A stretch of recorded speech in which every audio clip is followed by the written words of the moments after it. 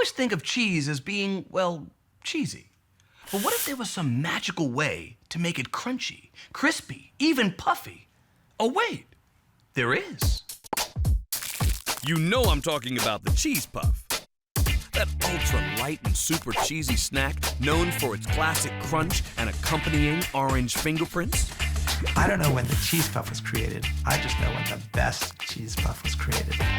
Granny Goose was started in 1946 in Oakland, California as a potato chip company. But by the 80s, they had expanded their business to include popcorn and the light and crispy cheese puff. Snack King bought the company in 2000. While the process has gone high-tech, the recipe is still the same as when the first puff came out of the oven. And it all begins with ginormous bags of cornmeal.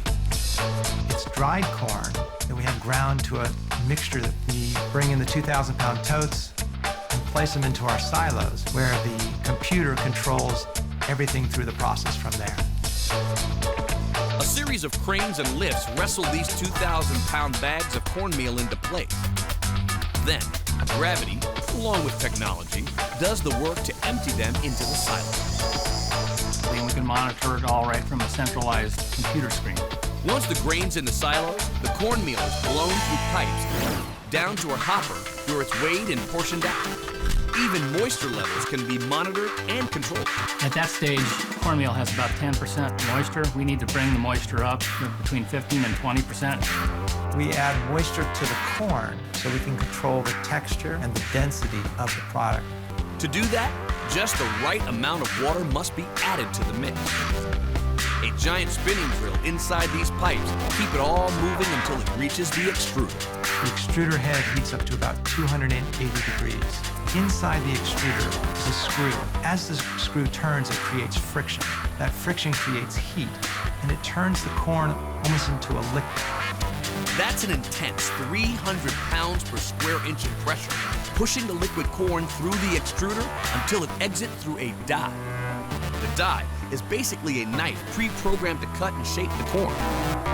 Once it hits the atmosphere, poof! It explodes into 1.5-inch par-cooked puffs. The moisture they added helps the cornmeal through the extruder.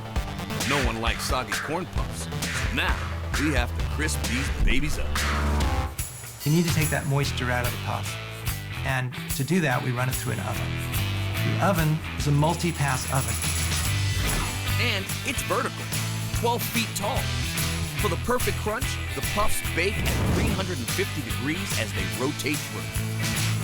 It's just kind of stair-stepping down 8 or 10 times for that whole 4 minutes. So now they look like corn puffs, but we're making cheese puffs. So, bring on the cheese. We take the rice oil and we mix in the cheese powder. Snack King uses a powder made from real cheddar cheese. The cheesy concoction is blended in a drum until it's warm and soupy. Then, it's time for the corn puffs to get a cheesy spray tan. We're going to spray it on in a giant tumbling drum, give it the flavor that everyone knows it for. And this is no little drum. It's a full 25 feet of tumbling. Getting that perfect flavor clearly takes a little TLC, total love for cheese. The puffs enter the drum as a naked puff of corn and leave it as a full-flavored cheese puff. Yep, all dressed up and ready to go. Into packaging. As the conveyor pans deliver their goods, specialized scales weigh, sort, and distribute the cheese puffs into 6-ounce bags. And thanks to modern technology, Snack King can turn out 2,000 pounds of cheese puffs per hour, or 48,000 pounds a day. We can produce about 12 million pounds a year of cheese puffs. 12 million pounds. That's 6,000 tons of airy, cheesy, crunchy goodness. And you know, once you start snacking on these crispy, cheesy nuggets, it's hard to know when to stop.